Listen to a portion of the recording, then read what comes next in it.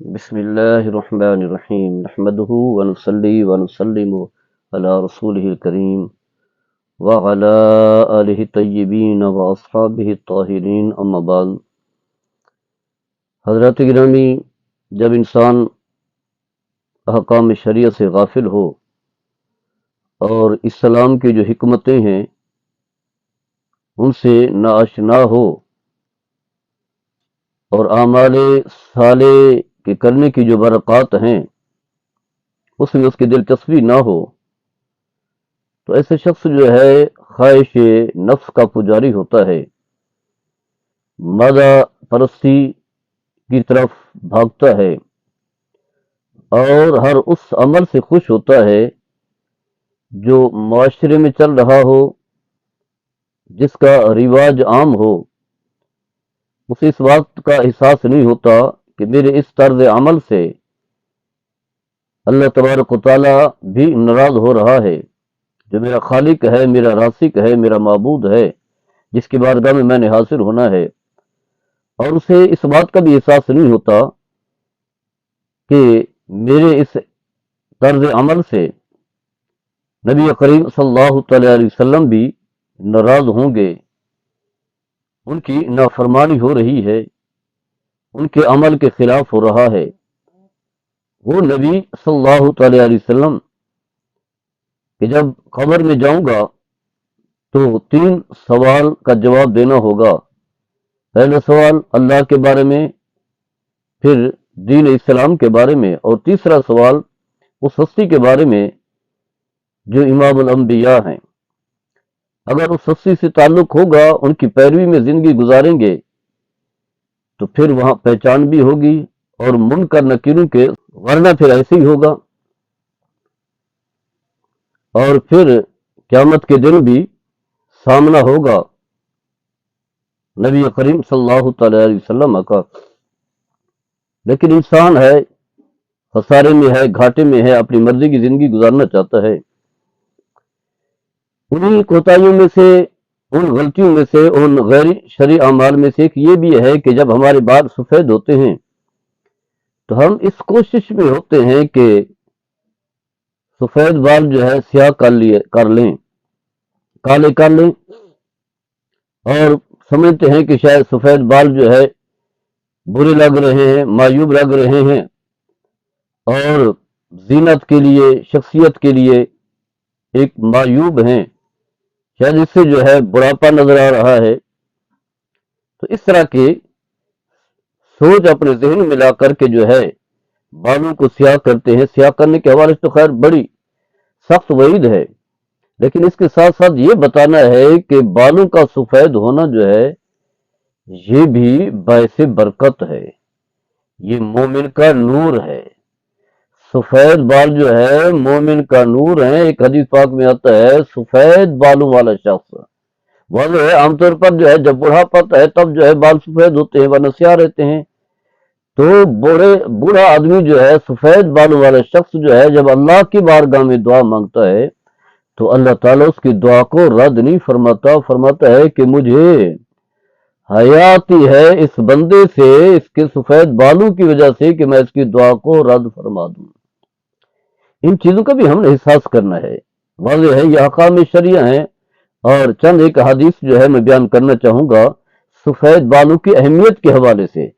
بالوں کو کالا رنگ کرنا، سیاہ رنگ کرنے کے حوالے سے جو سخت وعید ہیں وہ تو خیر ایک لمبی گفتگو ہے، اس حوالے سے تو بکثرت حدیث ہیں، لیکن یہ بتانا ہے کہ سفید بالوں کی اہمیت کیا ہے.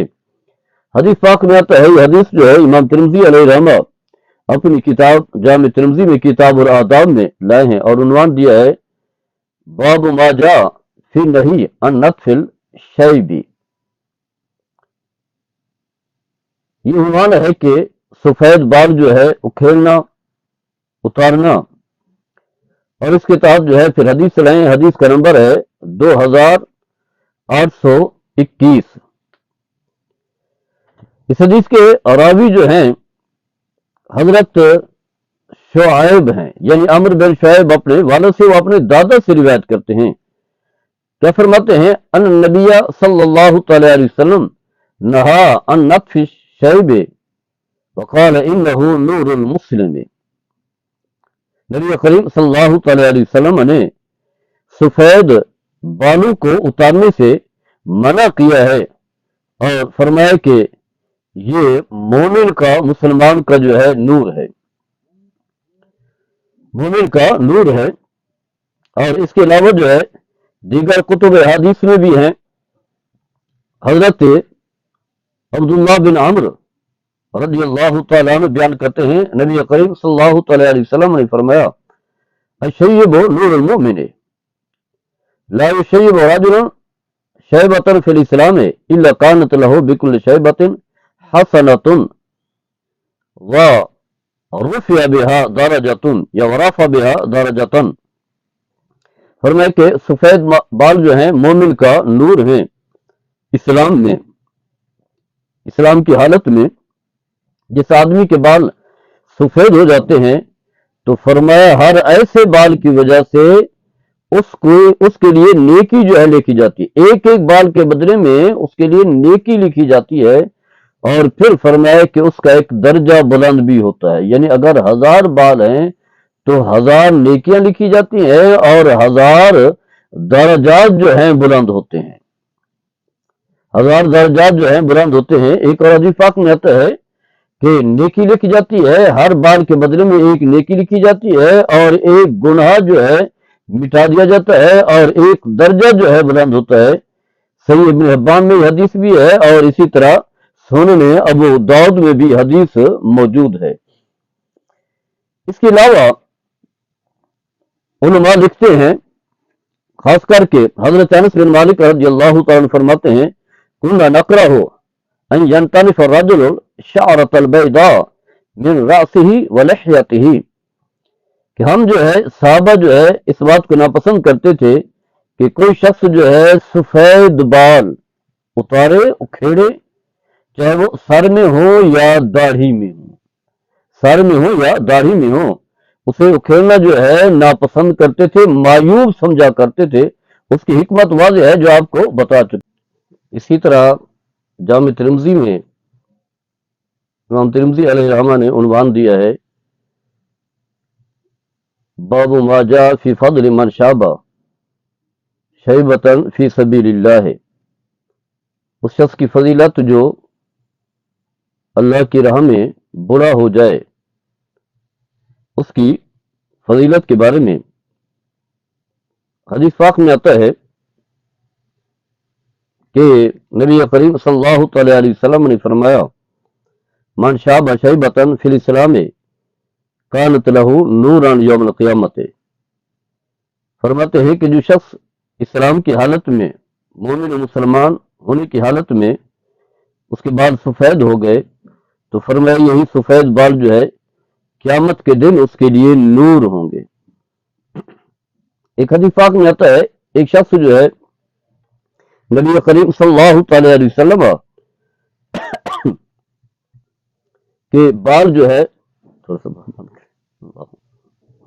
ایک حجام جو ہے نبی کریم صلی اللہ تعالی علیہ وسلم کی مونچھ مبارک جو ہے انہیں صاف کر رہا تھا تو اس نے نبی کریم صلی اللہ تعالی علیہ وسلم کی داڑھی میں ایک سفید بال جو ہے دیکھا تو اس نے اتارنا چاہا، کاٹنا چاہا تو نبی کریم صلی اللہ تعالی علیہ وسلم نے اس کا ہاتھ پکڑ لیا اور پھر یہی فرمایا کہ من شاب شیبۃ فی الاسلام کانت لہ نور یوم القیامت۔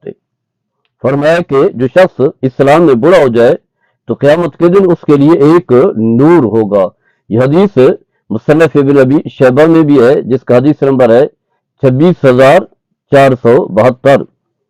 اس کے علاوہ نبی کریم صلی اللہ تعالی علیہ وسلم کی دیگر حدیث مقدسہ بھی ہیں جس میں آپ صلی اللہ تعالی علیہ وسلم نے فرمایا عذب رجل فی نتف الشیب، نبی کریم صلی اللہ تعالی علیہ وسلم نے فرمایا کہ آدمی کو عذاب دیا جائے گا سفید بال اکھیڑنے کی وجہ سے، یعنی چاہے وہ داڑھی کے ہیں، چاہے سر کے ہیں، چاہے باقی جو سفید بال ہیں انہیں اتارنے کی صورت میں جو ہے قیامت کے دن عذاب ہوگا۔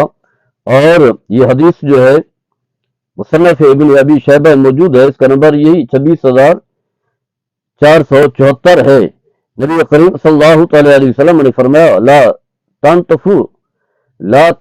تنتفض شیبہ فإنہ نور یوم القیامت، فرمایا کہ سفید بال جو ہے نہ اتارو، کیونکہ یہ قیامت کے دن جو ہے تمہارے لیے نور ہوں گے۔ تو الغرض نبی کریم صلی اللہ تعالیٰ علیہ وسلم کی دیگر احادیث مقدسہ بھی ہیں جس میں آپ صلی اللہ تعالیٰ علیہ وسلم نے سفید بالوں کی اہمیت کو جو ہے بیان کیا ہے۔ تو بتانا یہ ہے کہ جب بال سفید ہو جائیں تو ہمیں فکر مند ہونے کی ضرورت نہیں، پریشان ہونے کی ضرورت نہیں ہے کہ کیا ہوگا، لوگ کیا کہیں گے، لوگ کیا سوچیں گے، عجیب معاملات ہوں گے۔ تو لوگوں کی طرف آپ کی توجہ نہ ہو، بلکہ شریعت مطہرہ جو ہے آپ کے سامنے ہو، اللہ تبارک و تعالیٰ کے احکام سامنے ہو، نبی کریم صلی اللہ تعالیٰ علیہ وسلم کے اسوہ حسنہ سامنے ہونے چاہیے۔ حقیقت یہ ہے اس کی بڑی برکات ملیں گی، اور بڑی عظیم حدیث ہے۔ نبی کریم صلی اللہ تعالیٰ علیہ وسلم نے فرمایا من تمسک بسنتی عند فساد امتی فلہ اجر مئات شہید، فرمایا کہ جو شخص فتنے کے دور میں میری کسی ایک سنت کو زندہ کر لیتا ہے، اللہ تعالیٰ اسے 100 شہید کے برابر اجر و ثواب عطا فرماتا ہے۔ 100 شہید کے برابر اللہ تعالیٰ اجر و ثواب عطا۔ ایک جگہ پر ہے فرمایا فإنہ رفیق کان معی فی الجنہ، وہ میرے ساتھ جو ہے میرا رفیق ہوگا، میرا ساتھی ہوگا، جنت میں داخل ہوگا۔ تو ان چیزوں پر ہماری نظر ہو، نہ دنیا کی طرف، نہ مادہ پرستی کی طرف، نہ اس طرح کے لوگوں کی طرف توجہ ہو، کیونکہ اس سے ہمیں کوئی فائدہ نہیں۔ لوگوں نے ہمیں کیا دینا ہے؟ دینا ہے تو اللہ نے دینا بھی ہے، دے بھی چکا ہے۔ دینا ہے تو اللہ کے حبیب نے جو دے بھی چکے ہیں، اور دینے والے بھی ہیں۔ اللہ تعالیٰ ہم سب کو عمل کرنے کی توفیق عطا فرمائے۔ وما علیہ السلام۔